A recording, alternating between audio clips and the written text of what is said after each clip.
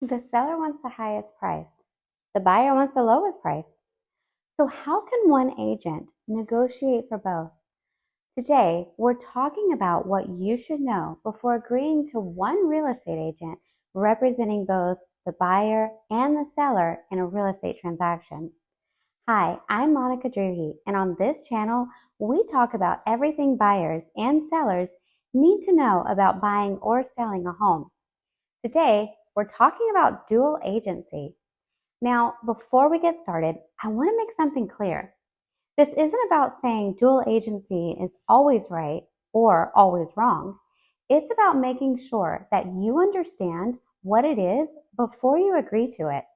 In my experience, many buyers and sellers don't really realize how it works because most agents never take the time to explain it.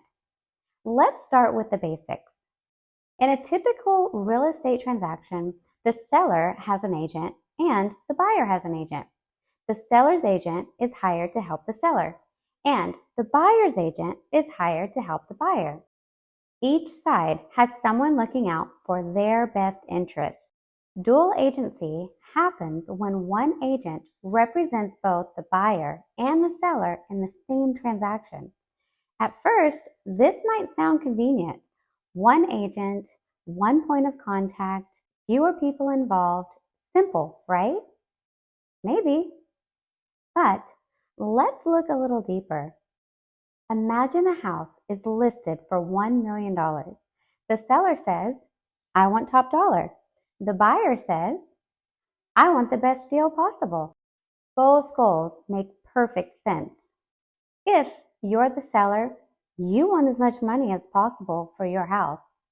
And if you're the buyer, you want to save as much money as possible when purchasing a home.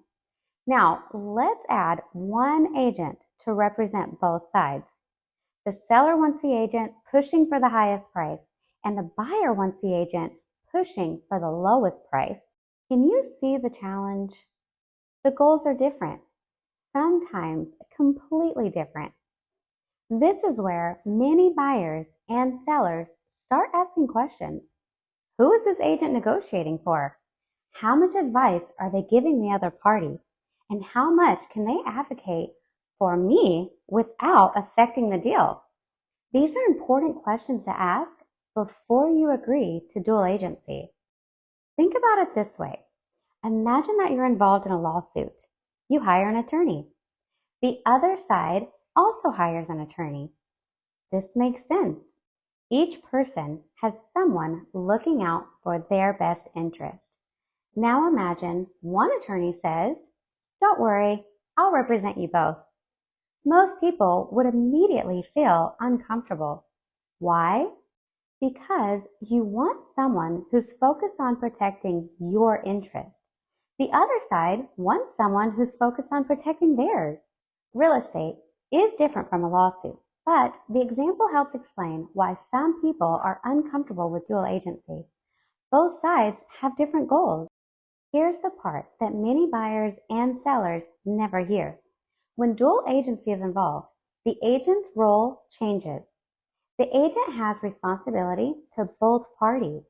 That means that there may be limits on what advice they can give and how strongly they can advocate for one side or the other. That's why it's important to ask questions. Don't just sign the paperwork. Ask, what does this mean for me? What can you do for me? What can you not do for me? The more you understand, the better decisions that you can make. Personally, in most situations, I prefer that buyers and sellers have their own representation. I want my clients to know exactly who is sitting on their side of the table. I want them to know exactly who is negotiating for them. Now, every situation is different. There may be circumstances where dual agency makes sense and where everyone is comfortable moving forward. I believe that buyers and sellers should fully understand what they're agreeing to before making that decision. When my clients ask me about dual agency, I explain both the benefits and the potential drawbacks so that they can make an informed decision. At the end of the day, buying or selling a home is one of the biggest financial decisions that most people will ever make.